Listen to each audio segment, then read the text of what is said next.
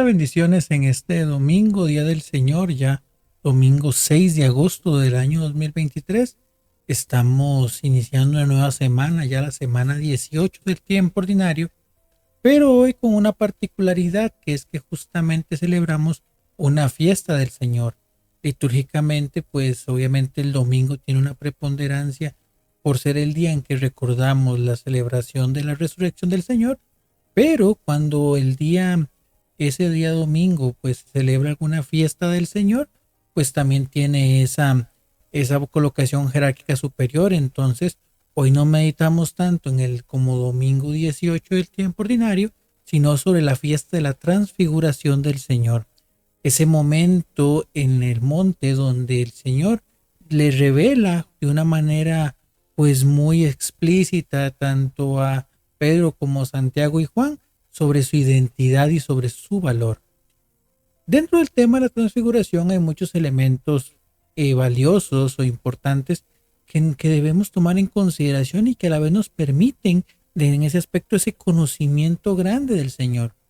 En primer lugar, esa necesidad de irse aparte, de irse, inclusive se habla de un monte, del monte Tabor. Esa necesidad del apartarnos es muy necesaria, valga la redundancia, en nuestra vida de la fe, porque siempre es importante y recomendable tener un momento donde nos desconectemos de tanto de aquello que vivimos cotidianamente, que si bien es cierto, cuando tenemos la mirada puesta en Dios es un lugar de encuentro, a veces también es importante ese momento de separación, ese momento de alejamiento de esas circunstancias cotidianas para tener un encuentro más cercano con Dios, para tener una experiencia diferente con Dios. Eso por ese lado. Y más aún se habla de un monte, o sea, bíblicamente el monte es un lugar de encuentro, es un lugar de manifestación de Dios.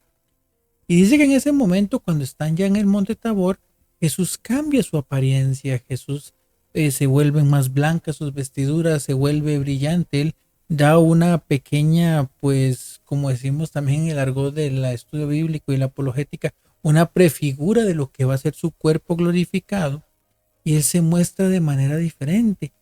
E incluso dice que se presentan con él Moisés y Elías. Moisés como aquel que recibe la ley, aquel que se encarga de dirigir al pueblo en esa primera Pascua y se encarga de llevarle al Señor, al pueblo, todos los designios que Dios tiene para con ellos.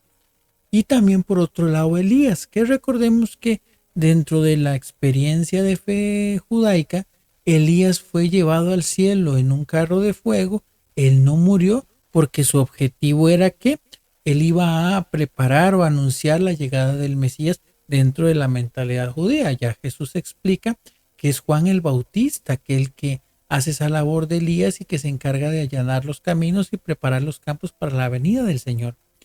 Pero en ese contexto dice que Jesús habla con Elías y con Moisés, como recordando que aquello que se venía preparando desde el Antiguo Testamento está teniendo justamente su pues consecución o su consumación, mejor dicho, en Cristo Jesús.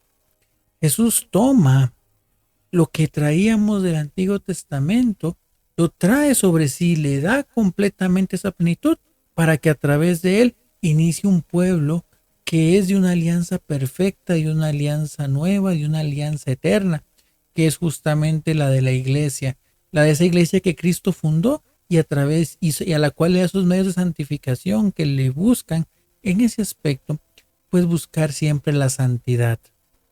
Entonces, Jesús no ha abolido, no ha dejado atrás justamente la antigua alianza. De hecho, en la carta a los Hebreos nos revela constantemente y con términos muy elogiosos sobre diversos pues héroes de nuestra fe que como antecesores se convierten en aquellos que nos permiten descubrir la riqueza de Dios en medio de nosotros. Entonces, Jesús dice, ok, ya aquello que había sido anunciado por los profetas, aquello que había sido comunicado desde lo antiguo, en mí tiene plenitud. Y en claro que imagínense esa experiencia de tan maravillosa de Dios, ese momento de paz, ese momento de tranquilidad, donde no había situaciones, donde no había persecuciones, donde no había peligro, donde no había señalamientos, donde no había angustia, ni mucho menos. Y pues claramente Pedro en ese sentido dice, Maestro, haremos 3 chozas, una para ti, una para Moisés y una para Elías, porque se siente muy bien estar aquí. Y él no se quería ir.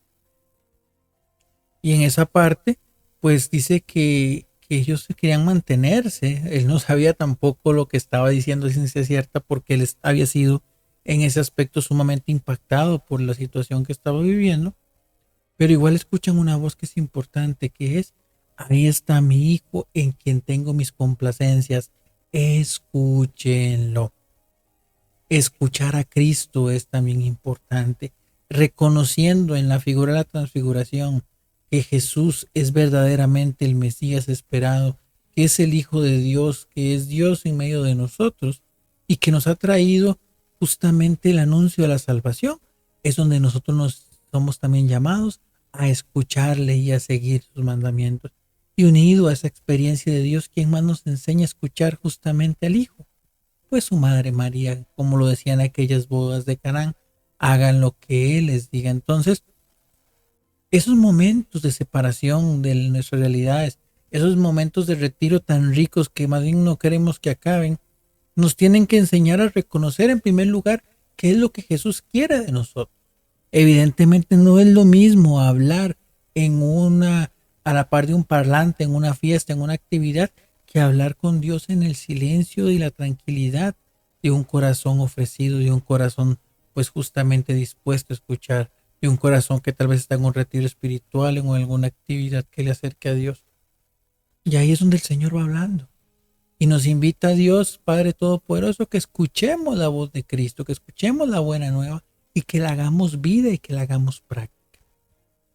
Y el último elemento, después de todo eso, dice que el Santiago, Juan y Pedro escuchan esa voz, ponen su rostro en tierra porque reconocían quién les estaba hablando.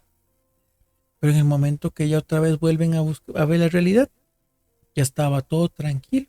Ya estaba Jesús nuevamente como lo conocían y les toca volver a bajar del monte Tabor. Porque la experiencia de transfiguración, y esa es la última reflexión de este tema, el encontrarme con Dios en plenitud tiene que ser una invitación para darme cuenta que vivir mi cotidianidad, que enfrentarme con el mundo constantemente, es justamente también un signo de encuentro con el Señor y de una necesidad del Señor de manifestarse en mi cotidianidad. Es necesario que yo vuelva, que yo baje del monte, que baje de ese momento donde me he pues recargado. ¿Para qué? Para que esa recarga de frutos, para que esa recarga se comience a pues a distribuir en buenos gestos, palabras, amor, servicio. Porque al final la fe se vive, no solamente diciendo que creo, sino comportándome como si verdaderamente lo hiciera. Entonces pidámosle a Dios que nos dé esa fortaleza de reconocerle como es, como nuestro Dios, como nuestro Salvador, y en función de todo eso, poder nosotros vivir verdaderamente esa experiencia. Primero esa experiencia de retiro que nos haga pues adentrarnos en su misterio, pero sobre todo en ese llamado a hacer testimonio y ser sal y luz en nuestras realidades cotidianas.